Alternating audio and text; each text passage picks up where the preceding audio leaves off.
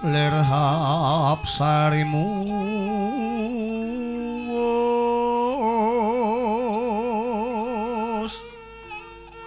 wos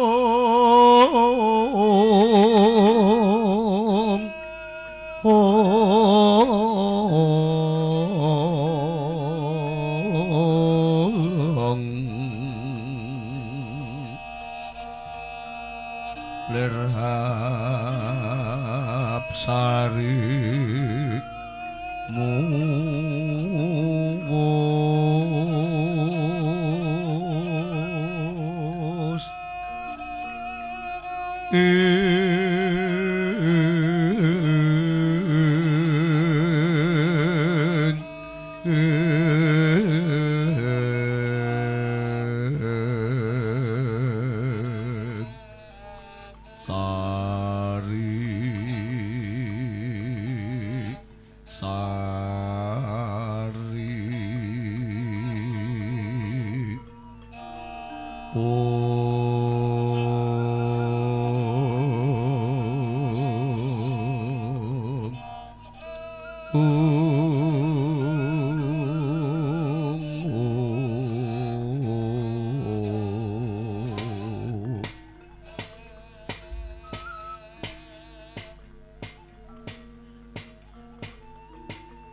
ya sagad Bathara sagad pangestu ngara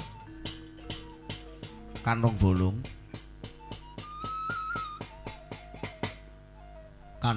Petruk Bathara suwi nggonku ngenteni tekamu lugune mapan ana tepis wiring alun-alun Dwarawati nggonmu sowan Kanjeng Sinun Prabu Kresna aturining ngobabakan orong perkara sepisan atur pekabaran kalamunta bapakmu Semar bakal duwe gawe mantu ping pindhone kuwi golek srana kanggo dhaup ing pinanganten hadimu slamet wilujeng kelawan Dewi Tejawati putrane Kakang Toga kuwi bisa kelakon dhaup yen to syarate pengarihe kudu Sinuwun Kresna dene ingkang kaping pindho Sinuwun Kresna kudu ngasta jamus Karimasada piandel negara Ngamarta.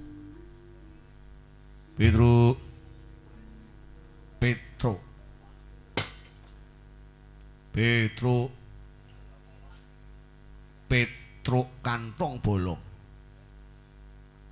Bolong kantong Petruk. Petruk bolong kantong. Kanlong tong Beltruk P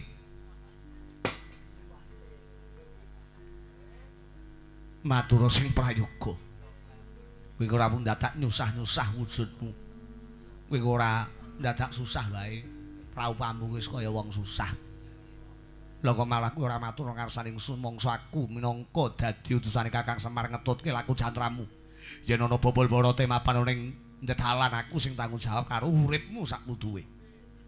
Mun kake matur Petruk piye wangsulan Sinun Prabu Kresna oleh gawe apa? Aduh, Ndara. Ngaturaken ketiwasan, Den. Ngaturaken ketiwasan. Aromanse kekak putih.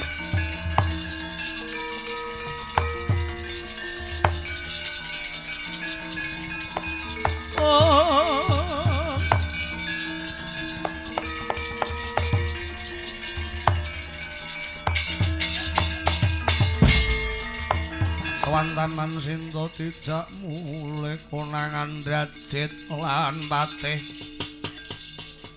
ning Anoman ora wedi nggih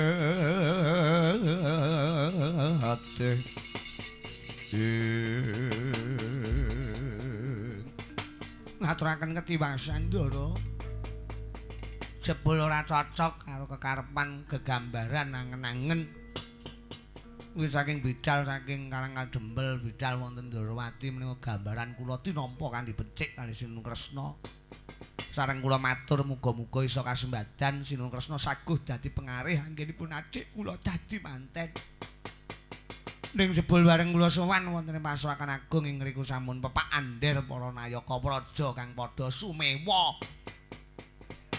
Mlebet sinuwun Prabu Baladewa inggih sampun rawuh jebul kekarepane padha. Sinuwun Baladewa ugi badhe pados rana daping pinanganten inggih menika Lesmana Mandra Kumara. Lesmana Mandra Kumara badhe jauh pikantuk Tejawati. Monggo mantene siji utawa manten putri namung siji ning sing lamar ana loro menika dos pundi Den menika malah kula kepara nyata dipun ajar sinuwun Baladewa mapan jroning pasewakan Gus kula nyuwun senjata pitulungan Den ya Petro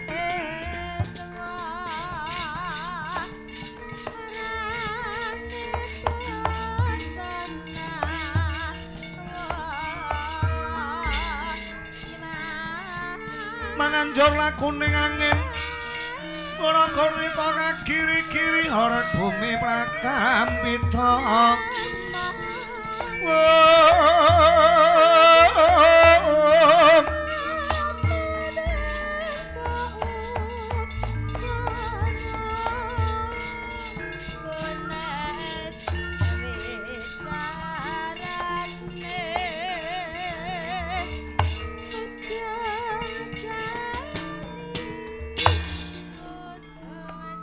yen kaya mangkono genah bakal ana perkara gedhe mapan ning Ndarawati lakumu lan aku. Iki kira-kira kok ngaten, Den. Kok titik kula nyumurupi barisan para sata Kurawa ingkang dipun tata kaliyan Patih Sengkuni kali sinuwun Baladewa genah kula ajeng dikruyuk. Mila nyuwun pangapunten, Ndara, timbang niki mengke kula mulih nganggo wendas. Kula nyuwun tulung dhateng Patuko mangrewangi kula anggenipun ngunduraken para Kurawa mengke sinuwun Baladewa kula piyambak ingkang badhe ngunduraken. Ya. Yen ngono aja kuwatir. Kowe minggira tak sasake dhewe para sata Kurawa. Ngestaken dawuh Ndara, ngestaken dawuh.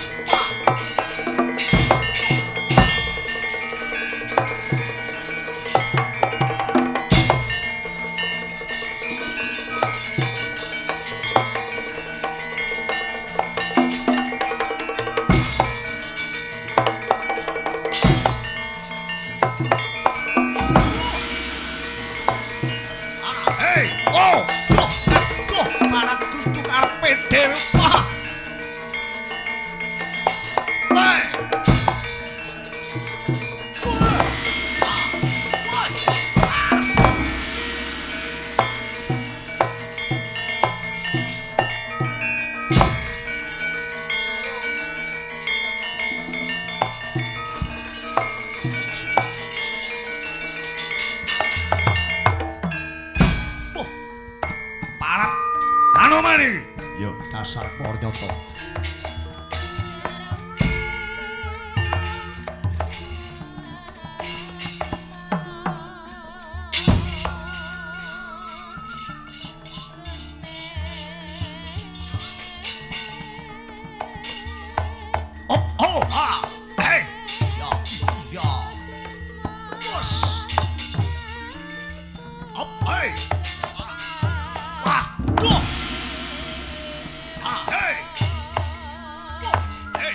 ora minggat.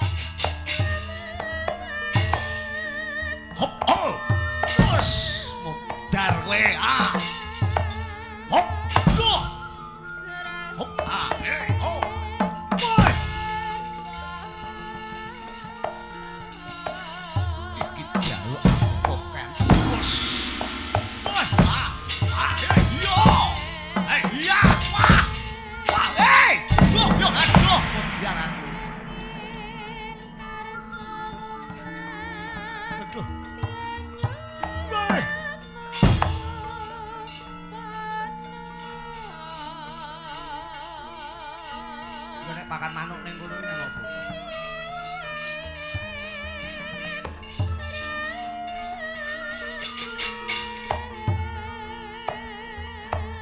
Hop, hey! Bos! Baya! Wah! Ha! Hey! Wah! Yo! Yo! Ha! Hey! Wah! Wah! Wah!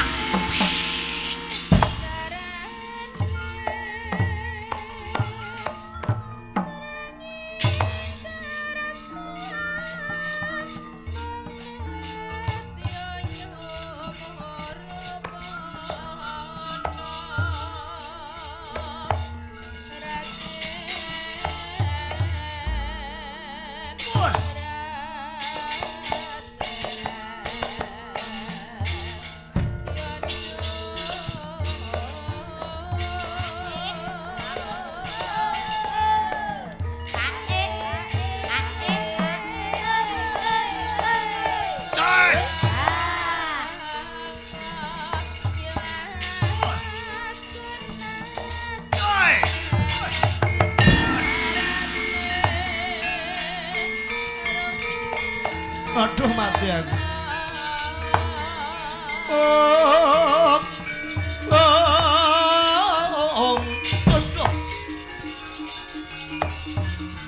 Benjing bidal kumur saking jroning rasa wah wah wah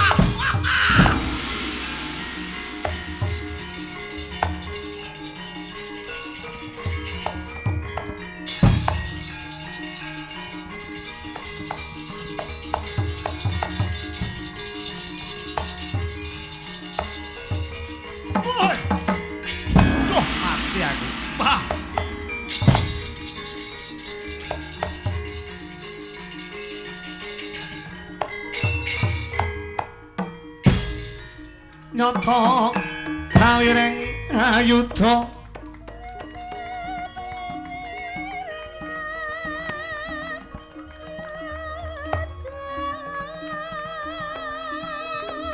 keparat Petruk ora ana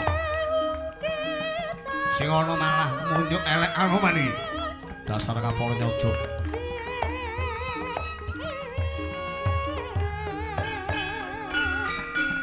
aja kowe kethek elek sinajune Petruk kono rene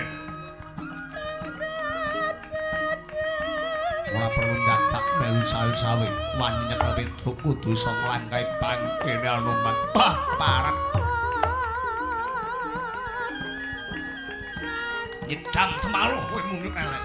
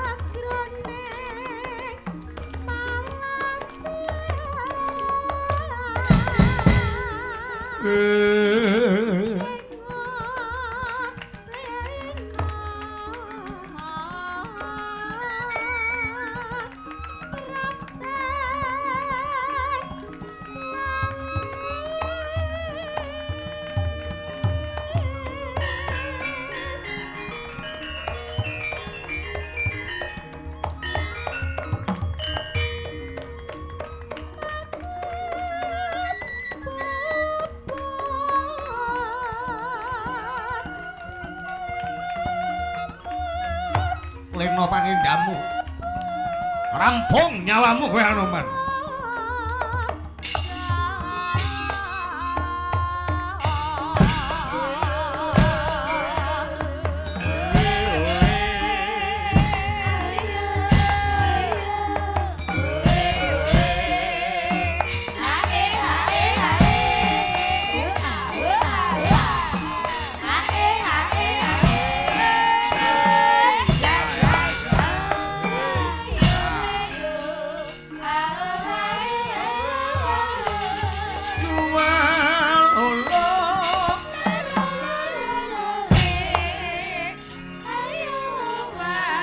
dondong rete-rete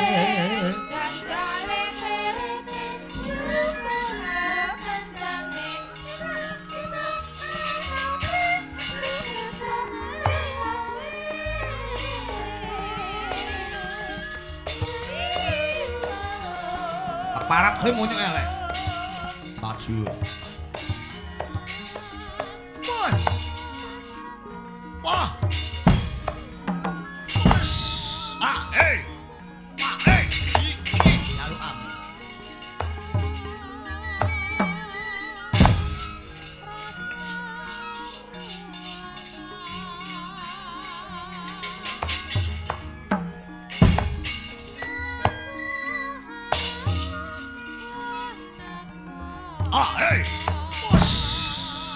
iya wah hey oh Wah, wah. Yo, parah.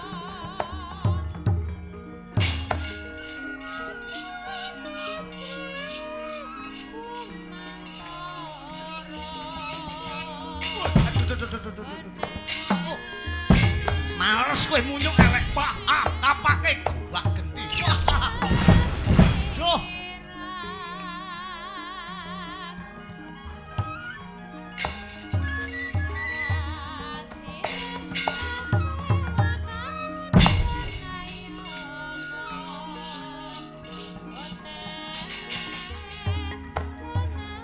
Dah. Bus. Oh. Oh. Wah. Waduh.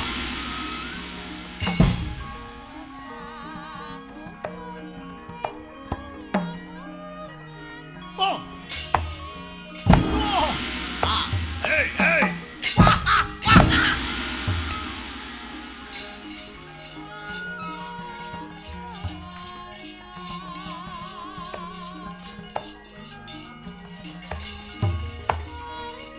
Doi.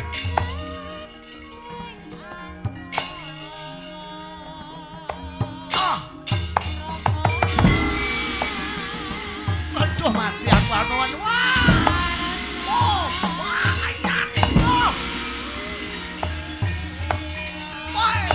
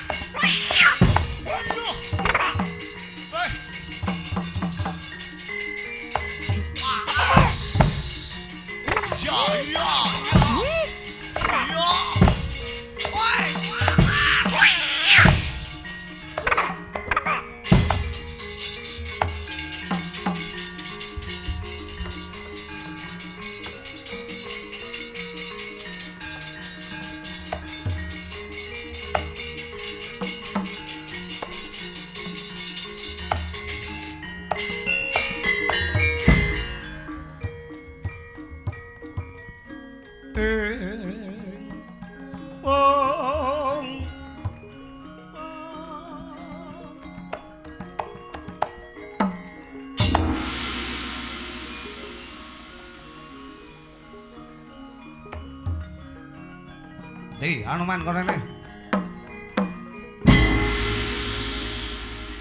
Ya. Oh, oh. Kowe ngerti sapa aku? Surtayu. Dasar keponyata sing titen karo Kurawa. Petruk kono ne. Tugele gulune. Oh, oh. Bos. Ah, hey. Wah. Ini rambut terus.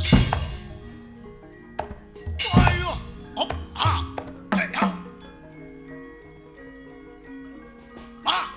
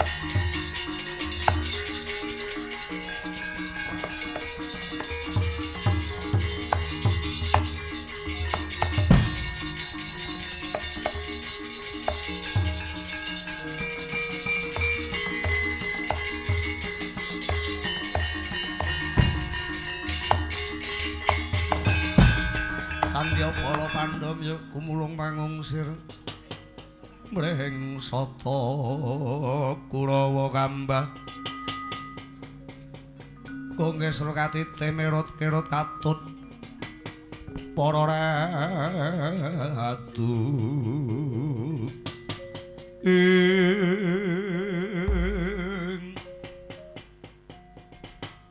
Gandring Sondrotis bola bali Kurawa ki angger duwe gegayan kok mesti ana alangane. Lesmana arep palakrama wae kok mesti ana saingane. Petruk arep dipikut wae kok ana sing ngewangi kantong bolong Petruk. Munyuk, elek, kethek, tuwek, kempong pira jambulen wan. Ya kuwi si Anoman. Weh adalah iki nek Kurawa mungsu Anoman ora wurung padha karo sulung mlebu geni. Anak Prabu Baladewa mangsa borong menika Petruk dipun biyantu kalian Anoman mangsa borong paduka nggih anak Prabu Baladewa ngripun ngunduraken.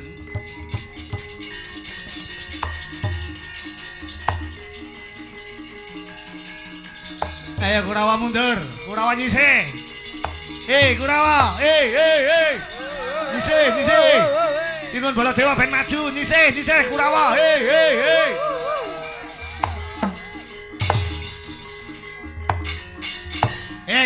Kurawa, nyisih. Kurawa. Nyisih, Sinun Baladewa ben perang, Sinun Baladewa ben maju, nyisih. Sapa kuwi ndak ongkang nang ngene nyisih. Kurawa, sapa kuwi nguyuh ning nggon padang Kurawa,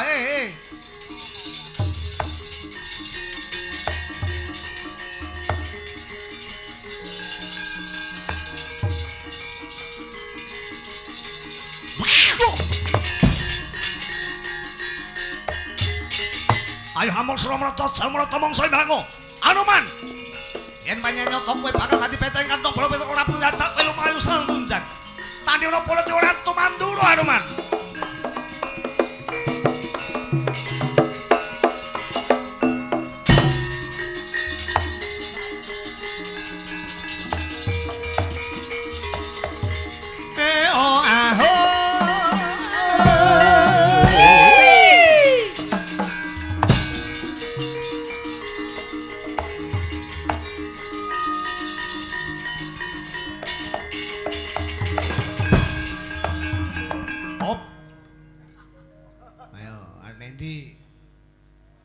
Badhe teng pundi?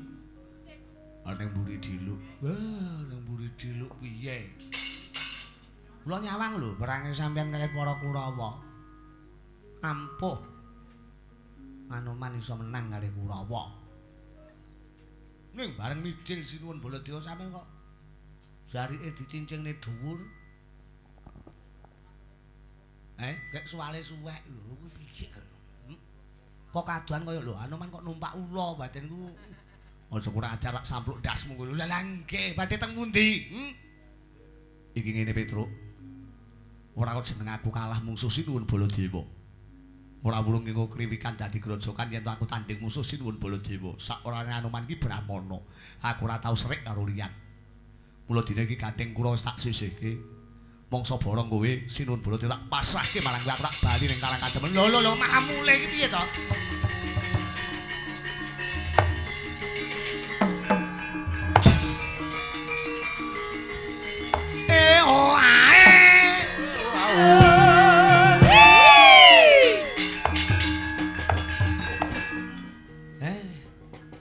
Ndara Anoman malah mlayu. Jagak-jagake mbutuh. Oleh perang iki ben unggul yudane. Lah iki bareng musuh Sinuwun Baladewa kok malah keplayu kaya bocah cilik. Kalah cacak menang cacak. Ora dadi bae pengapa musuh Sinuwun Baladewa sekali tempo, dua tempo. Petruk ora bakal mundur musuh sampean. Demi mantene adik kula pun slamet lho, Jeng. Petruk ora bakal mundur.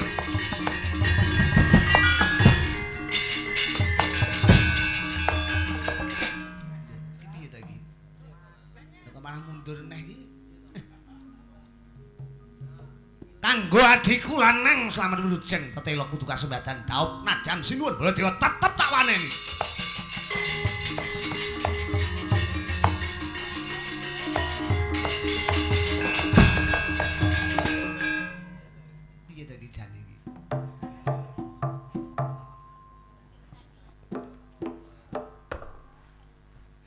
ditabuhi bareng Petruk iki. Senopati lho aku iki. Senopati cah kene iki. Ngutusane kiyaine Semar supaya aku golek sono adikku dadi manten, slamet lujeng. Arek nganti kengko aku pernah ngrekok tabuhi. Walah. Bisa seneni Kang Poniman nek cara koyo ngene.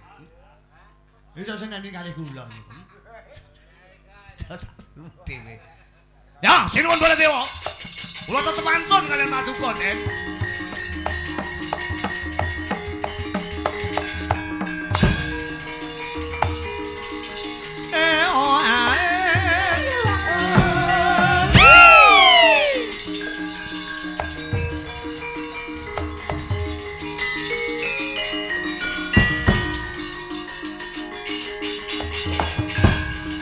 Ayo. Amuk Suramrata, Jayamrata mangsa imangu.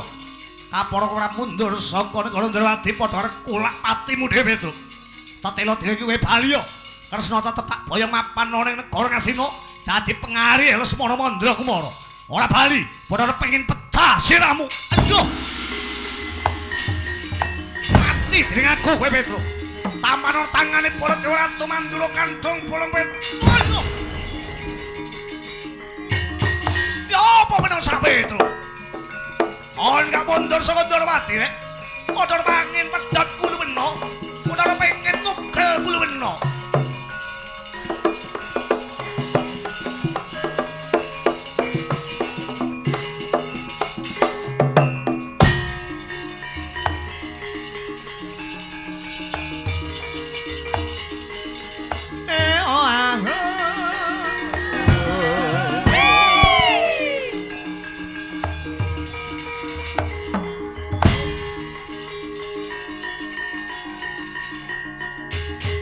Ayo bali.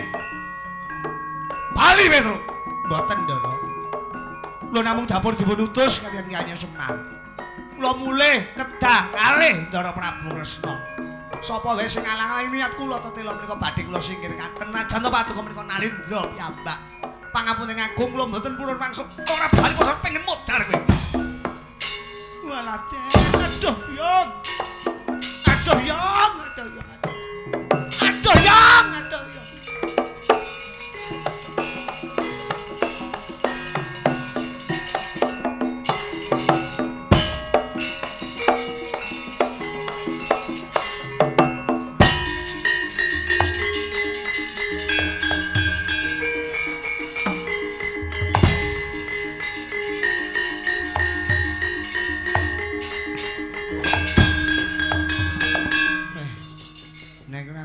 Sinuwun Baladewa ora padha karo nyunyuh aku. Nek perang karo Sinuwun Baladewa kuwi ora padha karo aku ki wani karo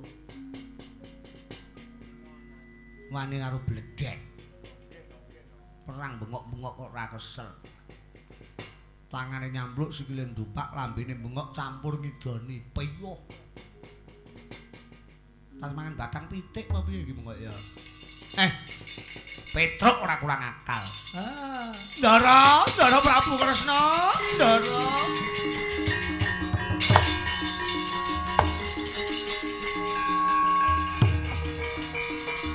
Oh, Ndara. Eneng apa Petruk?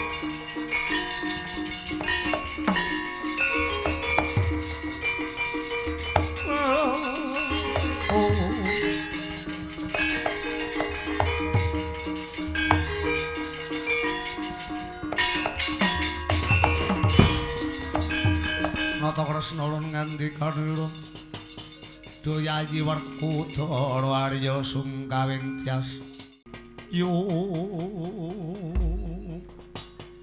ngaturaken keciwasan Den. Eneng apa Petruk?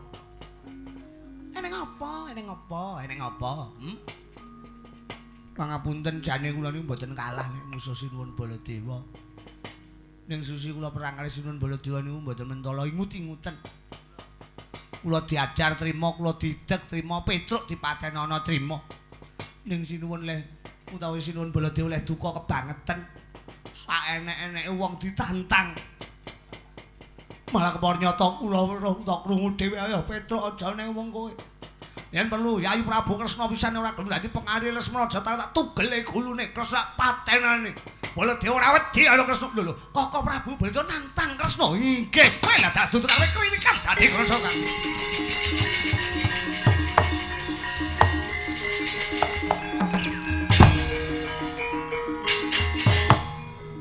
Syukur.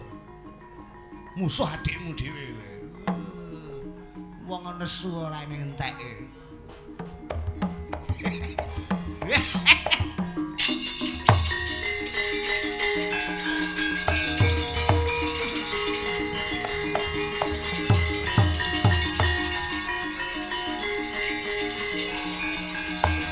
Yayi Prabu kok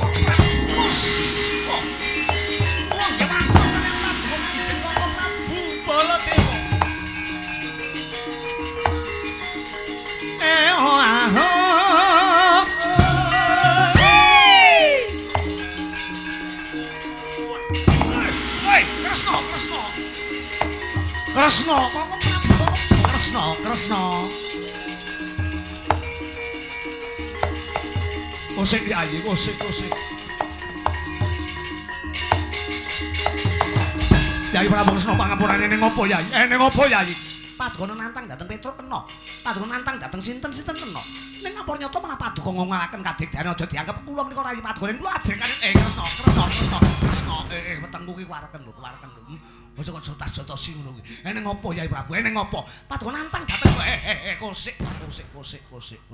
Ki engko dadi kae lho. Dadi kae. Kowe kok terus nesu wiwit kapan Kresna kok ngantemi Baladewa iki? Wiwit kapan kowe ora duwe bekti karo wong tuwa? Paduka sumbar kena kemawon. Ning ampun ngawu gambar sak enek-enek wong ditantang. Lho, sing nantang ki sapa? Paduka Kanjeng Koko Prabu Baladewa malah nantang dhateng Kresna. Kresna ditugel gulune. Rumasane gulu menika murah apa piye? Gulu kok arep ditugel. Lho, sing arep nugel gulumu sapa? Paduka Kanjeng Koko Prabu sing kandha sapa? Kantong Bolong Petruk. Saya yang matur. Wo, la iki. Yen ngono Petruk murang tata. Mikir, Kresna mikir. Mboten. Paduka nantang dhateng kula. Lho sing nantang kowe iki ora ana. Lek mau. Ajane kok mung kowe Kresna kon rene jewere kuping tak pipilane nuntune.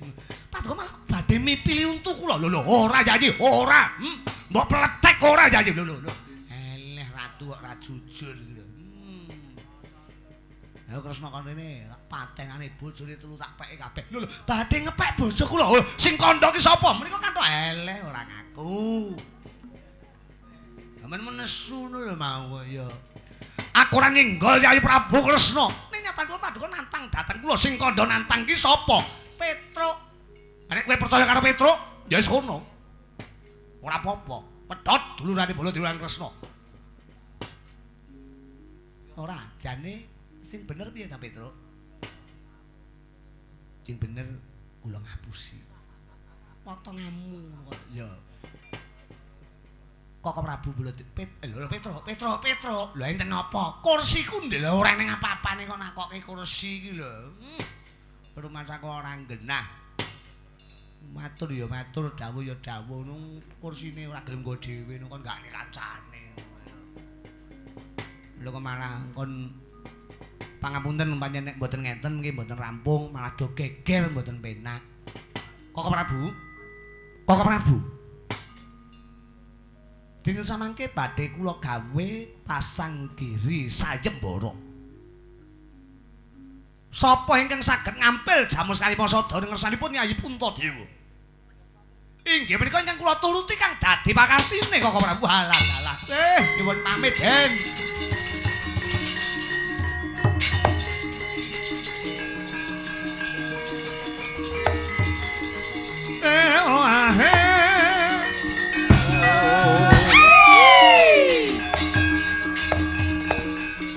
Dodo pang mawi ngomong wis kumetut wadon ning Adinetra sak ngondarandir. Krot-krot kanang waja idep nyomangala cakra.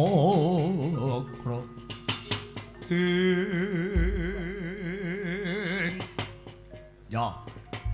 Yen ngono pun Kakang weruh dhewe. Jebul Kresna kuwi Baladewa karo Petruk abot Petruk. Jadi nyatane kuwi malah ngrewangi kanthong bolong Petruk lho. Ngrewangi dasaripun wonten pundi? Nyatane kuwi ora dadi pengari Lesmana Mandra Kumara. Malah kowe gawe sayembara sapa sing iso ngampil Jamus Kalimasada.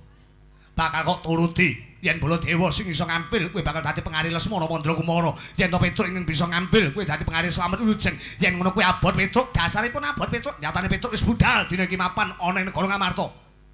Baladewa sik meker-meker nang kene. Mesti genah Petruk sing iso ngampil. Lho, manggil miyen. Menika Sasmita lho. Sasmita, ngoten. Paduka menika Nalendra. Mestinipun tanggap ing pasemon menapa ing dados kekarepan kula. Baladewa perang kali Petruk pamrihipun Petruk ben lunga saka Ndarawati. Lah menika tanpa perang Petruk wis lunga. Lho, siji sampeyan kalah pinter kalih kula. Ping pindhone perang niku mboten nganggo akal, saka mangsa nganggo akal. Lan dene semangke mugi ndatosaken kamuningan menika sesanggit. Ingkang badhe ngampil Jamus Kalimasada sanes sinten-sinten menika namung gara pantes. Menika mangke kula piyambak ingkang badhe ngampil Jamus wonten ngersanipun Yayi Prabu Puntadewa. Lho, lah Petruk wis dhisik lakoni temu jemapan ana negara Ngamarta Yayi Kaka Prabu. Sak bantere Petruk isih banter Kresna mrene bakal tumuju mapan wonten negari Ngamarta. Malah kepariyata paduka kaliyan para sata Kurawa kula aturake nganti manten kakung saking Astinapura Lesmana Mandra Kumara. Benjang-enjang sareng pletek ing surya. Kepanggih kaliyan Kang Rayi mapan Bendha Growong. Ndhaopaken pinanganten Lesmana pikantuk putranipun Kakang Togot inggih menika pun Tejawati Kaka Prabu Hela dalan Yayi.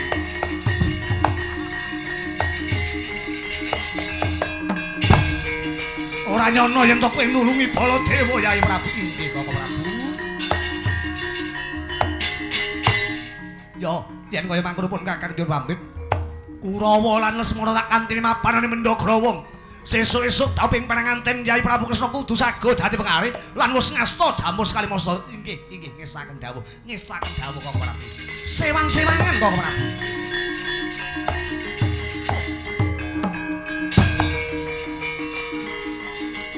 Kaka Prabu.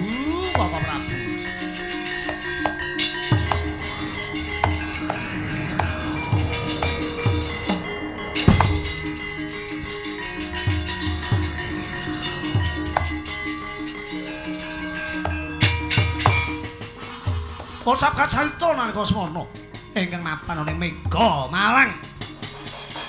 Ana satriya kang nedeng cecangkrukan mapan ana ing kono nggih Bambang Wisanggeni. Kepiprat nyumur pisang kantong bolong Petruk giat sumlorot mapan ing bumi. Petruk.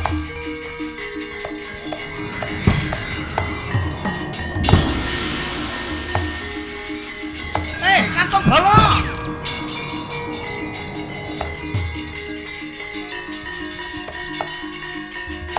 Kantong bolong.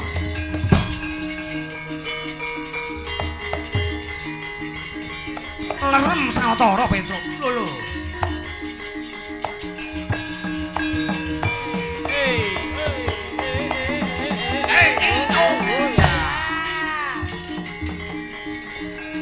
Jarang Wisanggeni.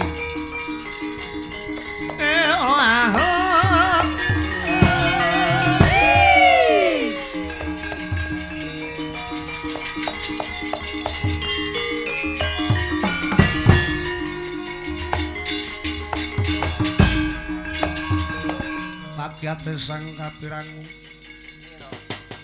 renangkul kempit pujiku muga langgeng pujiku tansah lestari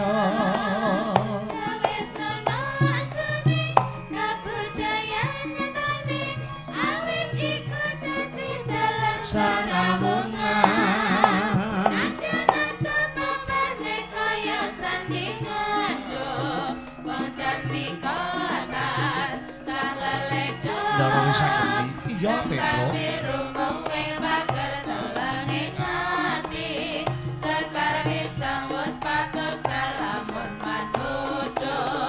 pujiku tansah sumane.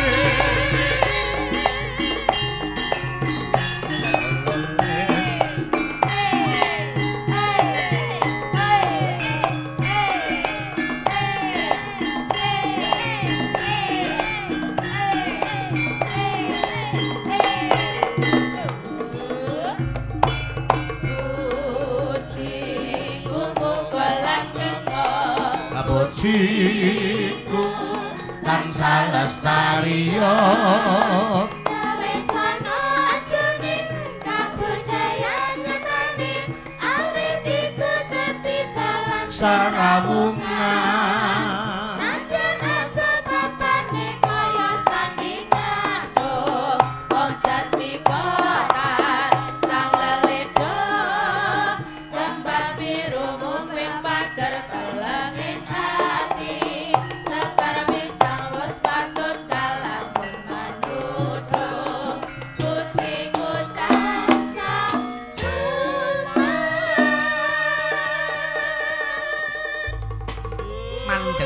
Petro. Iya. Mboten nyono mboten ngira kepanggih kalian Paduka Ndara Wisanggeni. Sampeyan endi-endi kok enek iki piye? Rumah saya kaya ora eneng apa-apa, ora mak clurut kok dhuwur tak kira bunggulan ceblok tibake sampeyan Ndara Wisanggeni. Rumah saya Wisanggeni kok ngreken bunggulan iki rumah saya ora ngerti karo tatanan iki kaya. Pancen sing diarani cecangkruk aku ki mapan ana ning Mega Malang. Oh, wah cangkruk ning Mega.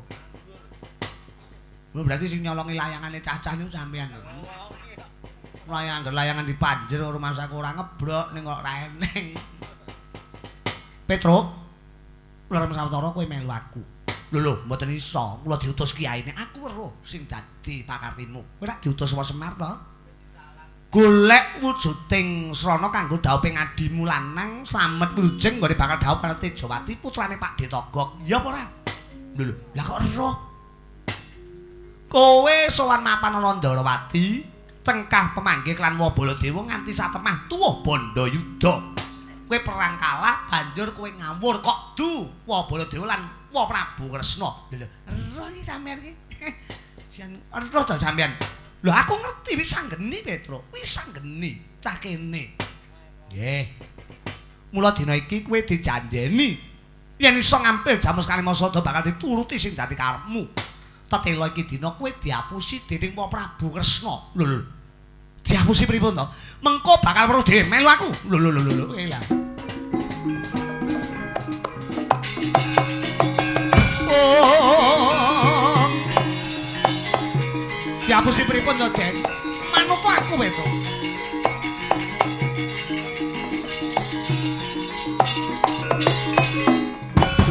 Lakon ning lekan. Kita lumiting ngidung. Adung matur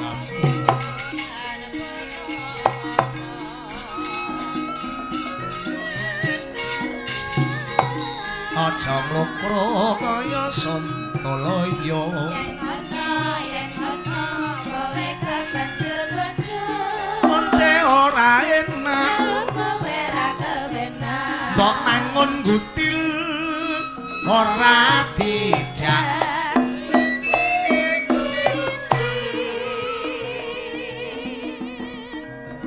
Oh yes. Ambu kok gandane sekar gambir sawit.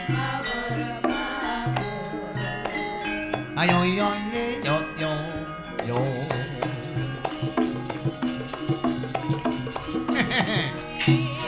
Ayo melu aku. Mengko bakal weruh dhewe kowe Petro. Nggih.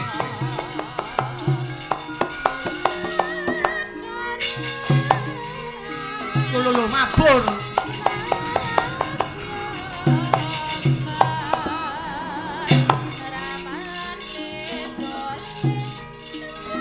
Bagong.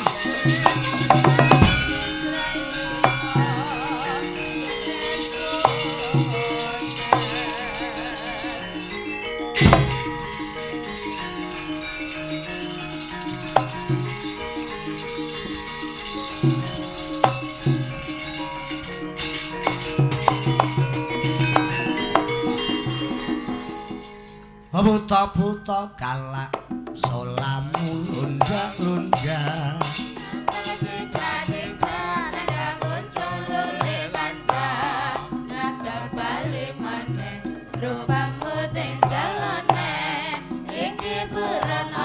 tak senggo buron kang remeh lawang kowe wewe sing marah-marahi lawang kowe wewe sing marah-marahi kowe ngomong ngono hihi aku wedi ayo kanca padha bali ngalokai mripate plera-plera erok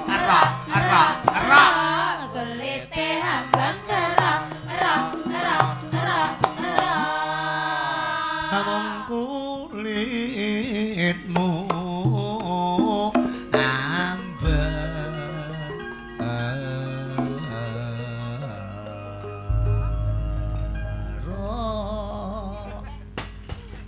kowe iki aja melu-melu nek ora ngerti karo ngang iki aja melu-melu lah karepku aku bengkerok ya iso tembange gong lah iya iki lerem santara lugine mapan ana ngarep bali desa Binangun lho mosok ya kuwi warga masyarakat nggone ngamonake wujuding bersih desa bebarengan Bapak Lurah ingkang minulya Bapak Haji Kadi Pak Kadi ya kuwi sak ora-orane kena diarani sayuk saka kaptine warga masyarakat wit sore mau dienekke adicara werna-werna ora mung wit sore malah kepor nyata wit seminggu kepungkur ana jaranan jur ana jaranan jaran kepang ana kena diarani jaranan wah macem irna ana kira budaya karnaval ara-araan wah jan Binangun kuwi kena kanggo tuladha desa-desa liyane oleh semangat ngenekke bersih desa uga loro-loro gawe hari jadi yang ke-149 buat warga masyarakat desa Binangun ya Reng. Mula saya mundhak tuaning umur, saya maju desane, saya tentrem kamulane, saya sadar akan persatuan dan kesatuan. Iya. Sabang di barat, Merauke di timur, wilayah Indonesia aman dan tentram, sejahtera damai, itulah maksud Indonesia. Sadarlah, sadarlah, aku ingin damai, sadarlah, aku ingin damai. Irian Barat, Irian Barat, Irian Barat, Wilayahku Irian Barat, Irian Barat, Irian Barat, wilayah. ngungak tembang lawas lho ya karo kena diarani awake dhewe minangka warga masyarakat ya toh partisipasi terhadap nusa dan bangsa diwiwiti kanthi srana ya kuwi pamane manut karo jiwa lan kabisane dhewe-dhewe sing seniman ya dadi seniman sing apik lho sing pengrawit ya dadi pengrawit sing teladan ya sing sinden ya dadi sinden sing bener-bener sinden sing entutan lho ora sing apik lho Pomo Bapak Lurah ya dadi Pak Lurah sing bener-bener wibawa sembada wicaksana kados panjenenganipun ingkang minulya nggih Pak Haji Kadi. Ya Pak Kang. Coba mbadutke pundutan wit sore mau kok kaya kurang marem nek kurang konekke anu iki Mbak Sendur iki. Pundutanipun saking Mentaraman menika. Abang Karno putra pajak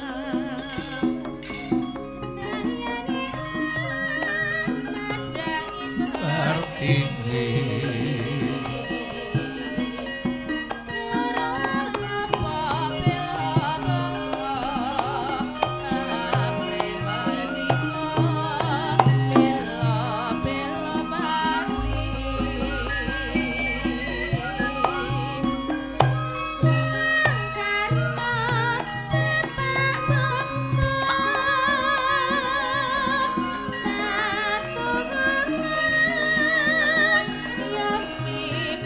kawula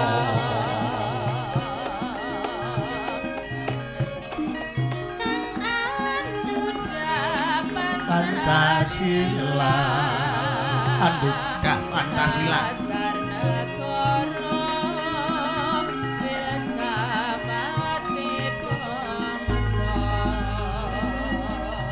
Sing nambe-nambe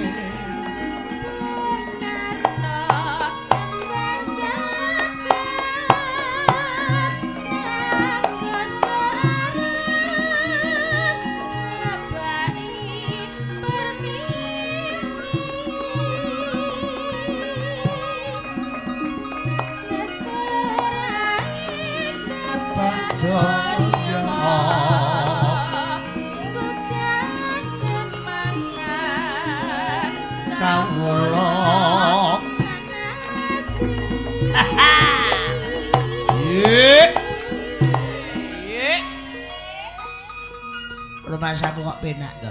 Bung Karno Putra Pajar iki suwe banget radio nek. Nggih, Pak. Iki kapan lek nggarapke lagu wong Tulungagung nek ngenane kae. Ngrungokne tok kok iso munyer sirahku.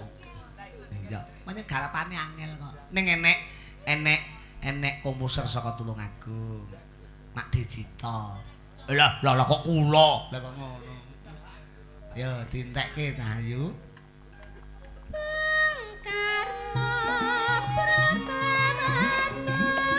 Karno Pramaton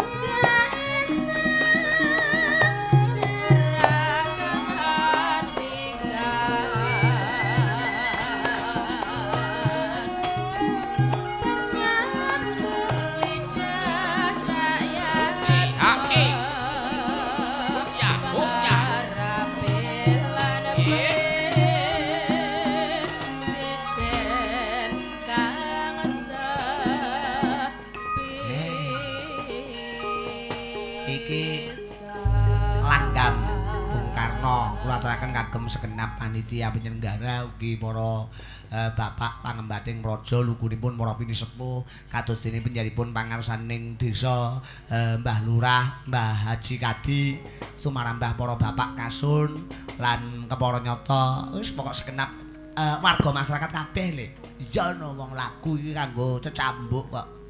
Aku ndek punung ngrungokke lagu iki iso dadi tamba lho. Dadi pomo bingung ngrungokke Bung Karno Putra Pajar. Jebul wis ora usah dadi wong iki rasa bingung-bingung. Wong urip ki ana sing nata, ana sing nguripake kok. Bakune mung kari nglakoni lan budidaya urip tentreming suwasana. Lho. Tapi menika wonten pundutan menika saking panitia. Nggih, wassalamualaikum warahmatullahi wabarakatuh. Nggih. Lujeng enjing Mas Petro, kula saking kanca-kanca panitia nyuwun gending inggih menika gathik glinding. Mandhapipun wonten ing Rengu. Wah, kaping kalih inggih menika manik nggih. Kagem jami saya kanca-kanca sedaya. Wassalamualaikum warahmatullahi wabarakatuh. Waalaikumsalam warahmatullahi wabarakatuh. Nggih. Ya Bapak